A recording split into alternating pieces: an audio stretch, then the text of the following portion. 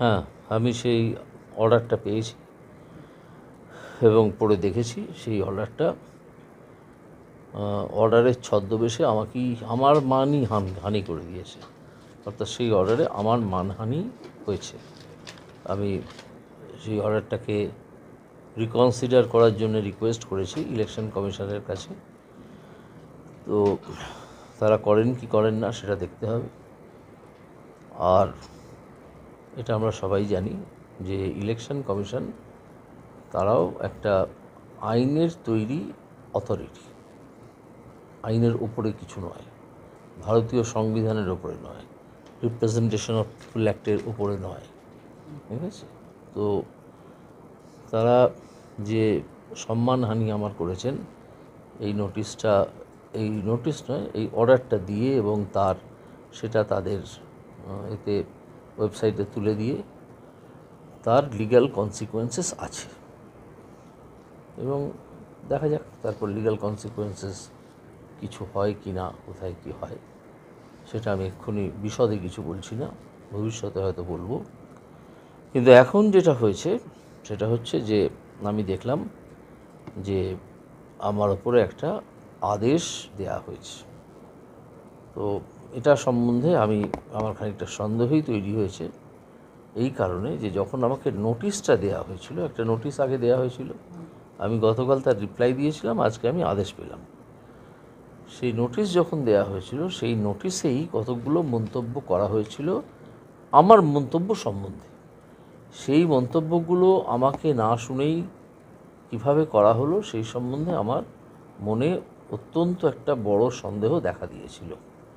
যদিও সে সম্বন্ধে আমি তখন কিছু বলিনি, কিন্তু এখন আমাকে বলতেই হবে, যেহেতু এখন এটার প্রতিটা লাইন স্ক্যান হবে বাই ডিফারেন্ট অথরিটিস। আশা করি ওনারা নিজেরাও করবেন এবং অন্যান্য আইন আদালত যারা আছে তারাও করবেন।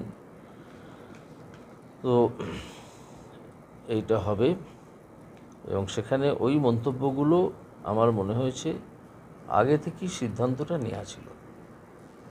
যখনই অভিযোগটা করা হয় তখনই একটা সিদ্ধান্ত খানিকটা নেওয়া ছিল, যে সিদ্ধান্তটা রিফ্লেক্টেড হয়েছিল এই নোটিশে, ঠিক আছে? তো আমি তো বিচারপতি হিসেবে বা তার আগে আইনজীবী হিসেবে অনেক শোকজ নোটিশ পেয়েছি। তো সেখানে এইভাবে কিছু লেখা কখনো দেখিনি, এরকম থাকে না। এখানে শোকজ এই ঘটেছে, তুমি উত্তর দাও। তো সেখানে কিছু কমেন্ট করা হয়েছিল, কিছু অবজারভেশন করা হয়েছিল, যেটা আমার কাছে খুব তাৎপর্যপূর্ণ বলে মনে হয়েছে। এখানে আমি অ্যাজ এ হোল কমিশনকে বলছি না, এটা কমিশনের অফিসার যারা থাকেন, কেউ কেউ হয়তো অফিসার আছেন যারা কোনোভাবে প্রভাবিত হয়ে থাকতে পারেন, না হলে এই ধরনের নোটিশ হয় না, প্রথম। দ্বিতীয় হচ্ছে যে আমি কালকে যে উত্তর দিয়েছিলাম ইলেকশন কমিশনকে, সেই উত্তরে আমি বলেছিলাম যে আমি এখন প্রচার কাজের মধ্যে আছি, ফলে আমি খুব বিশদে লিখতে পারছি না, সংক্ষেপে লিখছি। তাই যদি প্রয়োজন হয় তাহলে একটা সাপ্লিমেন্টারি রিপ্লাই আমি দিতে চাই। আর তৃতীয় বলেছিলাম যে একটা পার্সোনাল হিয়ারিং দেওয়া দরকার। তারা কোনো অপরচুনিটি আমাকে দেননি। একটা পার্সোনাল হিয়ারিং দেওয়াই যেত ওভার ভিডিও কনফারেন্সিং, কালকে যে কোনো সময়, কালকে সারাদিনে বা আজকে সকালেও, সেসব তারা কিছু করেননি। তারা সোজা সিদ্ধান্তে এসছেন। সেই জন্যেই আমি অ্যাজ এ হোল কমিশনকে আমি দোষ দিচ্ছি না, কিন্তু তাদের কিছু কিছু অফিসারদের কাজকর্ম সন্দেহের ঊর্ধ্বে নয় বলে আমি মনে করছি। তারা হয়তো কোনোভাবে হয়তো প্রভাবিত হয়েছেন, ইনফ্লুয়েন্সড হয়েছেন, এটা আমার অ্যাপারেন্টলি মনে হচ্ছে।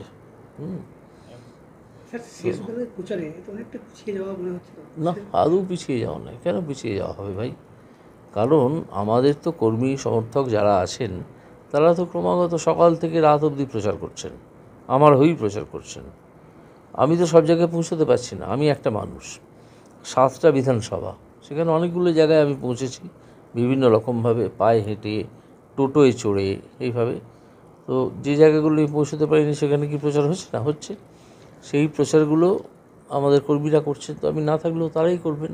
ইলেকশন কমিশন তো কথা বলেনি যে আমার প্রচার বন্ধ থাকবে, আমার ইলেকশন প্রচার বন্ধ থাকবে, কথা বলেনি। বলেছে যে আমি প্রচার করতে পারবো না। তো আজকে তো আমার কোনো প্রচারের শিডিউল ছিল না, তো প্রশ্ন ওঠেনি, আজকে আমি করিনি, আগামীকালও আমি বিকেল 5টা অবধি করবো না। কিন্তু যে কারণে আমি কমিশনের ওই অর্ডারকে চ্যালেঞ্জ করতে চাইছি সেটা হচ্ছে যে যে মন্তব্যগুলো আমার সম্বন্ধে করা হয়েছে, যাকে আমি ক্লিয়ারলি ডিফেমেটরি বলে মনে করছি, সেইগুলো সম্বন্ধে যদি তারা রিকনসিডার না করেন তখন আমাকে দেখতে হবে, উপযুক্ত ব্যবস্থার কথা ভাবতে হবে।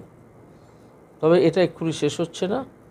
আপনারা হয়তো আমাকে লক্ষ্য করেছেন গত কিছুদিন মানে আমি যখন থেকে জজিয়তি করছি বা তারপরে যখন এইসব এডুকেশনের মামলা শুনছিলাম, এত বড় দুর্নীতি ফাঁস করেছি, যে আমি এত সহজে দমে যাবার লোক নই।